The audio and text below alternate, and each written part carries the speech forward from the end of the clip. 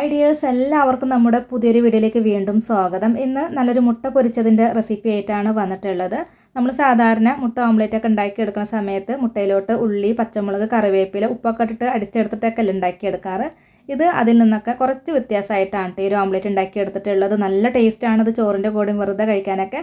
അപ്പോൾ നമുക്കിത് എങ്ങനെയാണ് തയ്യാറാക്കിയിട്ട് എടുക്കാമെന്ന് നോക്കാം. അപ്പോൾ അതിന് മുന്നേറ്റ് നമ്മുടെ ചാനൽ ആദ്യമായിട്ട് കാണുന്നവരൊക്കെ ഉണ്ടെങ്കിൽ ഒന്ന് സബ്സ്ക്രൈബ് ചെയ്യണം കേട്ടോ. അപ്പോൾ ഈ ഒരു ഓംലെറ്റ് ഉണ്ടാക്കി എടുക്കാനായിട്ട് ഞാനിവിടെ 3 കോഴിമുട്ട എടുത്തിട്ടുണ്ട്. ഇതിലോട്ട് 1/4 ടീസ്പൂൺ അളവിൽ ഉപ്പാണ് ഇട്ട് കൊടുത്തിട്ടുള്ളത്. അതേ അളവിൽ തന്നെ 1/4 ടീസ്പൂൺ അളവിൽ കുരുമുളക് പൊടി കൂടെ ചേർത്ത് കൊടുക്കാം. എന്നിട്ട് നന്നായിട്ട് ഇതൊന്ന് മിക്സ് ആക്കിയിട്ട് എടുക്കാം കേട്ടോ. നല്ലോണം ഒന്ന് മിക്സ് ആക്കി എടുത്തതിന് ശേഷം പിന്നെ ഇതൊന്ന് മാറ്റി വയ്ക്കാം.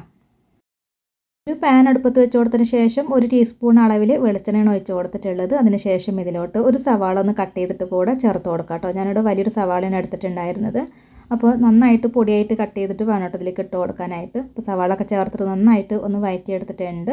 ഇനി ഇതിലേക്ക് നമുക്ക് ഒരു പച്ചമുളക് കട്ട് ചെയ്തിട്ടുള്ളത് ചേർത്ത് കൊടുക്കാം. കൂടെ തന്നെ കുറച്ച് കറിവേപ്പില കൂടെ കട്ട് ചെയ്തിട്ട് ഇതിലേക്ക് ഇട്ട് കൊടുക്കാം. എന്നിട്ട് ഇതെല്ലാം കൂടെ വീണ്ടും ഒന്നും കൂടെ ഒന്ന് വഴറ്റിയെടുക്കാം കേട്ടോ. ഈ ഒരു സവാള നല്ലോണം സോഫ്റ്റായിട്ട് വന്നു കഴിഞ്ഞാൽ മാത്രമാണ് ഈ ഒരു ഓംലെറ്റ് കഴിക്കാനൊക്കെ നല്ല ടേസ്റ്റ് ഉണ്ടാവുക. നന്നായിട്ട് ഇതൊന്ന് വഴറ്റിയെടുക്കാം. ഇത് നല്ലോണം ഒന്ന് വഴറ്റിയെടുത്ത് കഴിഞ്ഞാൽ പിന്നെ ഇതിലേക്ക് നമുക്ക് പൊടികൾ ചേർക്കാം. 1/4 ടീസ്പൂൺ അളവിൽ മഞ്ഞൾപ്പൊടിയും, ഒരു നുള്ള് ഗരം മസാലപ്പൊടിയും, 1/2 ടീസ്പൂൺ അളവിൽ കുരുമുളകിൻ്റെ പൊടിയാണ് ഇട്ട് കൊടുത്തിട്ടുള്ളത്.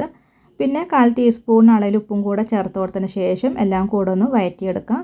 അപ്പോൾ ഇതിലോട്ട് നമ്മൾ ഗരം മസാലപ്പൊടിയൊക്കെ ചേർത്ത് കൊടുക്കുമ്പോൾ വളരെ കുറച്ച് മാത്രം മതിയിട്ട് ചെറിയൊരു ഫ്ലേവർ കിട്ടാൻ വേണ്ടിയിട്ടാണ് കേട്ടോ ഗരം മസാലപ്പൊടി ചേർക്കുന്നത്. ഞാനിവിടെ ഒരു നുള്ളു മാത്രമാണ് ഗരം മസാലപ്പൊടിയൊക്കെ ഇട്ട് കൊടുത്തിട്ടുള്ളത്.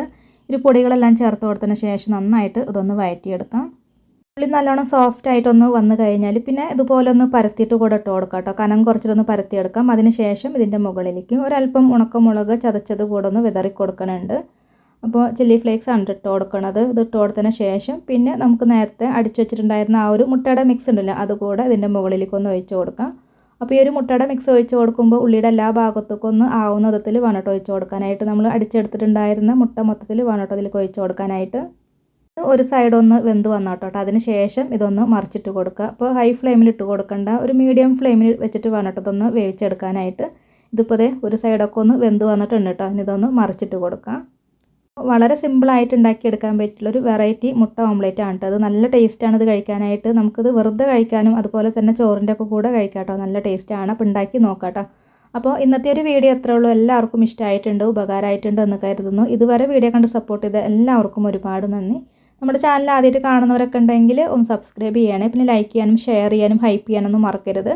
പിന്നെ എന്തെങ്കിലും അഭിപ്രായങ്ങളൊക്കെ ഉണ്ടെങ്കിൽ അത് കമൻ്റായിട്ട് അറിയിക്കാനും കൂടെ മറക്കരുത് കേട്ടോ. പിന്നെ അടുത്ത നല്ലൊരു റെസിപ്പി വീഡിയോ ആയിട്ട് വീണ്ടും കാണാം.